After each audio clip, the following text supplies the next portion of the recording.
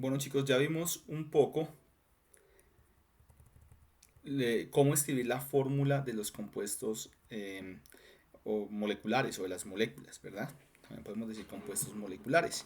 Ahora, ¿qué pasa con los compuestos iónicos? Los compuestos iónicos, entonces, recuerden que en primer lugar yo no puedo decir que son moléculas. Yo, por ejemplo, no podría decir o hablar de una molécula de NaCl. ¿Por qué razón? Porque ellos no forman moléculas, ellos forman arreglos de este tipo. Entonces, por ejemplo, en el caso de NaCl que ya les había mencionado, lo que sucede o la forma en que se forman los sólidos es que los átomos, los iones de cloruro, que son los más grandes, y los iones de sodio se disponen de manera simétrica, de tal manera que se minimice la repulsión que hay entre los iones con la misma carga y exprime la atracción que hay entre los iones con carga opuesta. Entonces miren que aquí cada átomo de, por ejemplo, de cloro, de sodio, perdón, está ubicado lo más lejos posible del otro ion de sodio.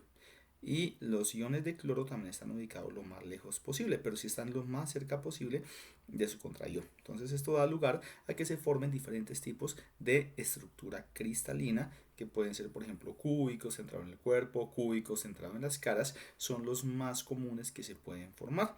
Normalmente digamos que la red cristalina la forma el anión, que es el más grande, y los cationes van a los espacios intersticiales que quedan en medio de los aniones voluminosos. Entonces, si tuviéramos el dato exacto de tamaño, nosotros nos daríamos cuenta que un ion de cloruro es al menos dos veces más grande que un ion de sodio. Por esa razón, yo no puedo hablar de eh, no puedo hablar de una fórmula molecular. Entonces hablo normalmente de una unidad fórmula. Entonces la unidad fórmula del NaCl, unidad fórmula, es NaCl. Es decir, por cada átomo de sodio hay un átomo de cloro. La unidad fórmula, por ejemplo, el óxido de hierro, el óxido férrico es Fe2O3. No significa, yo no, es erróneo que yo intente hacer, por ejemplo, esto. Yo digo, no, eso es el hierro unido al oxígeno y el oxígeno unido al hierro. Esto es erróneo. ¿Por qué? Porque entre ellos no hay enlaces. Ellos es el hierro más 3, el oxígeno menos 2. Entonces, para compensar cargas, se requieren 3 hierros, 3 oxígenos, perdón, y 2 hierros. Ahora, aquí tenemos algunos compuestos iónicos, entonces vamos a hacer el ejercicio de asignar su carga. Entonces, para hacerlo les pido que busquemos la tabla periódica y que nos demos cuenta cada uno de estos elementos en dónde está. Por ejemplo, el oxígeno.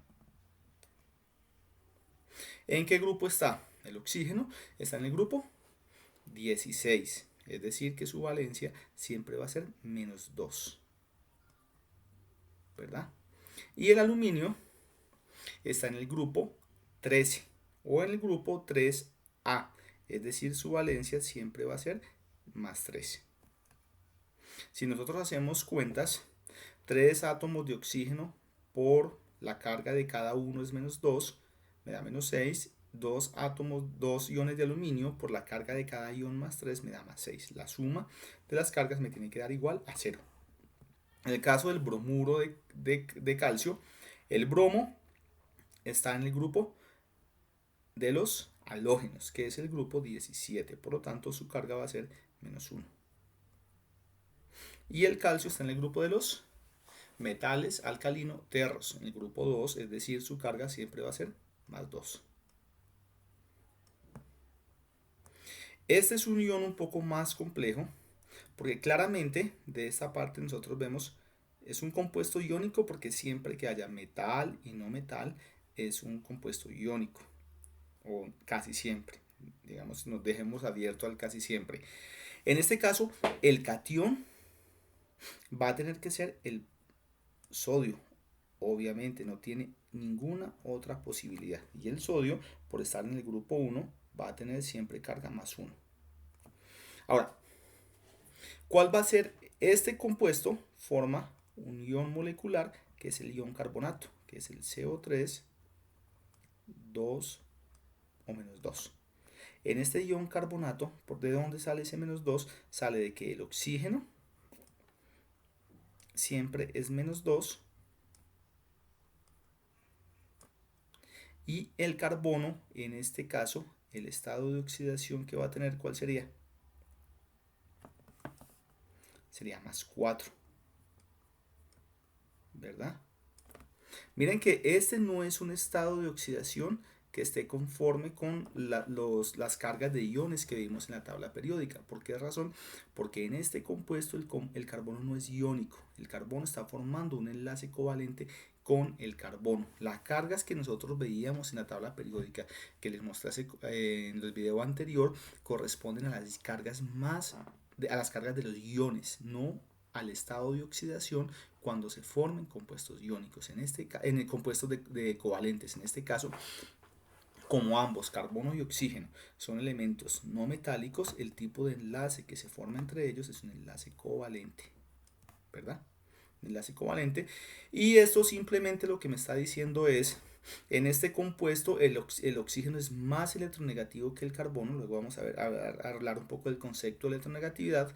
Por ahora digamos que tiene una mayor tendencia a traer electrones que el carbono, y por lo tanto lo que nosotros hacemos es que por conveniencia los electrones del oxígeno, los electrones que el carbono digamos que coloca para el enlace, se los atribuimos al oxígeno, que es el más electronegativo. Entonces por eso le colocamos 2 y decimos que el carbono es como si hubiese perdido, pero sin embargo no se forma esta carga no se forma en el carbono, no se forma, es solamente un estado de oxidación para compuestos covalentes. Entonces aquí tenemos que la carga de este ion, del ion CO3- es en total -2.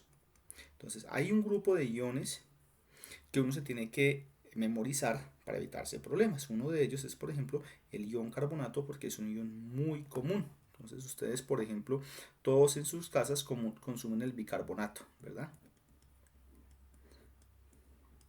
Que en este caso lo que nosotros tenemos es dos cationes, que sería el sodio y el hidrógeno, y tenemos el ion carbonato, ¿verdad? Que va a tener carga -2. Aquí en este compuesto vale la pena decir, digamos que este hidrógeno no está unido, es un enlace entre covalente iónico con el carbonato, de tal modo que si yo coloco el bicarbonato de sodio en agua, el único que se va a soltar, el único que se va a, digamos, a solvatar por moléculas de agua es el sodio. El ion H+, va a quedar unido al carbonato, ¿verdad? Luego esto lo vamos a ver un poco más cuando hablemos de ácidos y bases. Solamente una fracción muy pequeña de estos hidrógenos va a lograr solvatarse por moléculas de agua. Bueno, aquí tenemos la respuesta. Ahora, hay iones importantes, cuando hablamos de compuestos iónicos, hay iones importantes y hay algunos nombres acá de esos iones. Entonces, por ejemplo, los iones del grupo 4A, que es donde está el carbono, el silicio, el ion carbono -4, C-4, se llama carburo, y el silicio -4 se llama silisuro. En el grupo del nitrógeno, el nitrógeno -3 se llama nitruro. Entonces, si yo tengo, por ejemplo, Na3N, este compuesto se llama nitruro de sodio. Si yo tengo, por ejemplo, este compuesto y tengo, por decir algo, LiC y Li4, se llama carburo de litio, ¿verdad? En este caso, en los del grupo 6, los iones de los elementos son el oxígeno -2,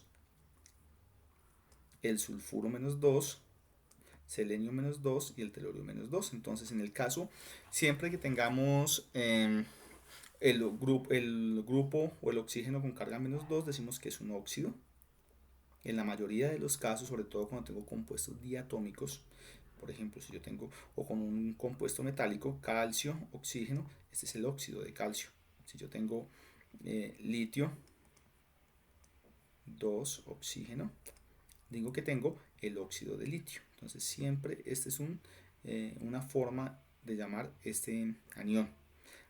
Si yo tengo S-2 es un sulfuro, entonces yo puedo tener, por ejemplo, el sulfuro de sodio, que es una sustancia que usan mucho la gente que trabaja con tinturas de ropas. Entonces el selenurio y el telurio. Entonces los del grupo 7A, todos son pues obviamente de carga -1, entonces son el fluoruro, el cloruro, el bromuro y el yoduro. Entonces mire que es muy fácil nombrarlos. Por ejemplo, si yo tengo el aluminio, ¿cómo se llama este elemento? Yoduro de aluminio, ¿verdad? Si yo tengo el AgBr, ¿cómo se llama este compuesto? Bromuro de plata. Entonces es muy fácil nombrarlos si nosotros nos memorizamos el nombre de estas especies. Aquí vemos varios cationes y varios aniones que son importantes, pues está su nombre en inglés. Nosotros estamos un poco familiarizados con ellos, no es muy diferente de español. Entonces, pues por la nomenclatura nosotros sabemos que este ion hierro podemos llamarlo como el ion hierro más 2 o el ion ferroso. Al hierro más 3 podemos llamarlo o el ion férrico o el ion hierro más 3, ¿verdad? Entonces, la forma sistemática es esta. Es una forma más sencilla porque simplemente lo que uno hace es dar el nombre del metal con su estado de oxidación entre comillas. Entonces, por ejemplo, si yo tengo este óxido de hierro, el Fe, yo puedo decir que este es óxido ferroso,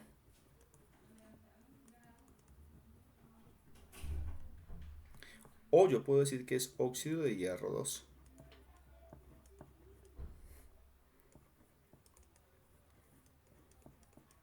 Entonces la nomenclatura tradicional es la que tiene estas terminaciones oso, ico, ¿verdad? Yo les voy a enviar un documento para que ustedes repasen un poco de nomenclatura, son muchas reglas, pero es importante que ustedes la recuerden un poco, estoy completamente seguro que en el colegio les hablaron un poco de ellas. Entonces, mire chicos, esto es muy importante aclarar el estado de oxidación cuando uno tiene elementos que tienen más de un estado de oxidación. Si yo tengo un elemento que tiene un solo estado de oxidación, por ejemplo el litio, yo no tengo que aclarar esto, yo simplemente si tengo el óxido de litio, yo simplemente digo óxido de litio. Y este simplemente es óxido de litio. Cualquier persona que haya estudiado algo de química sabrá que el litio no tiene sino un solo estado de oxidación, que es +1. Entonces, por lo tanto, esta sería la fórmula del óxido de litio. Lo mismo ocurre, por ejemplo, con el potasio. Ustedes van a ver que nadie dice el óxido potásico o el óxido de potasio 1. No lo dice, simplemente se dice óxido de potasio y para todo el mundo es claro cuál es. Uno aclara el estado de oxidación cuando hay varios estados de oxidación.